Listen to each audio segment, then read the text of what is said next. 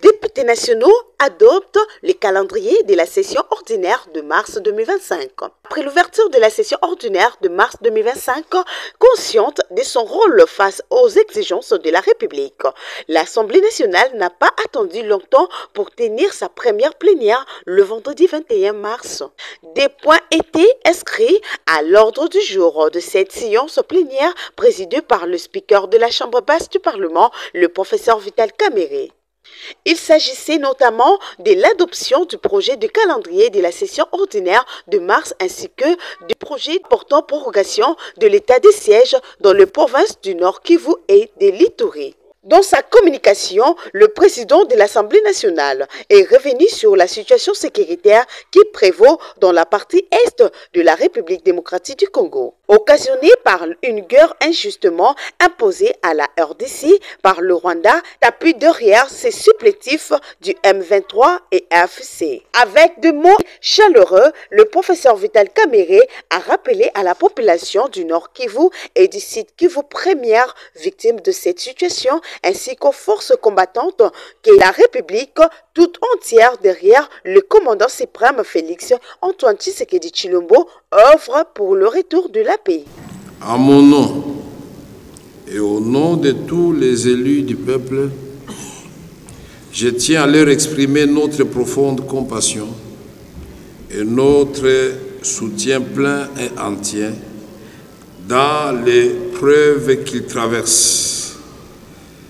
Qu'ils sachent que nous ne les oublions pas, que leurs souffrances sont aussi les nôtres et que la paix sera restaurée sur l'ensemble du territoire de la République démocratique du Congo. Gardons également dans nos pensées les plus positives et dans nos prières l'ensemble de nos forces combattantes ainsi que notre commandant suprême. Qu'ils sachent, nos forces combattantes, le commandant suprême, le président de la République,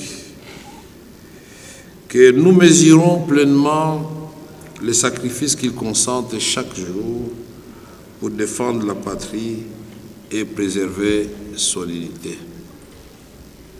Que Dieu les bénisse et qu'il bénisse la République démocratique du Congo.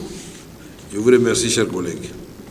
Les nouvelles matières ont été adoptées à l'unanimité par la présentation nationale. S'agissant de la prorogation de l'état de siège dans une partie du pays, dernier point à l'ordre du jour de cette plénière, c'est le vice-ministre de la Justice et contentieux international Samuel Mbemba Kabouya qui a au nom du gouvernement présenté ces tests afin de solliciter son vote par la plénière. Il est de notoriété publique que la situation sécuritaire à l'est du pays demeure préoccupante. En conséquence, la prorogation de ce régime d'exception s'avère indispensable.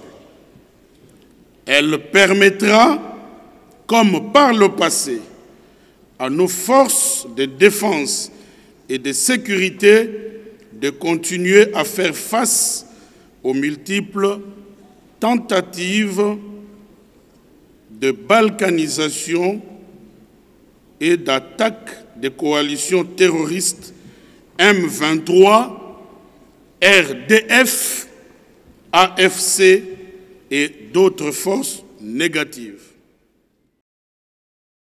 Après débat et délibération sous l'œil vigilant du président de l'Assemblée nationale au vu de la sensibilité de cette matière sécuritaire, le projet de loi portant autorisation de l'état de siège dans une partie du pays a été à la majorité voté par les députés nationaux.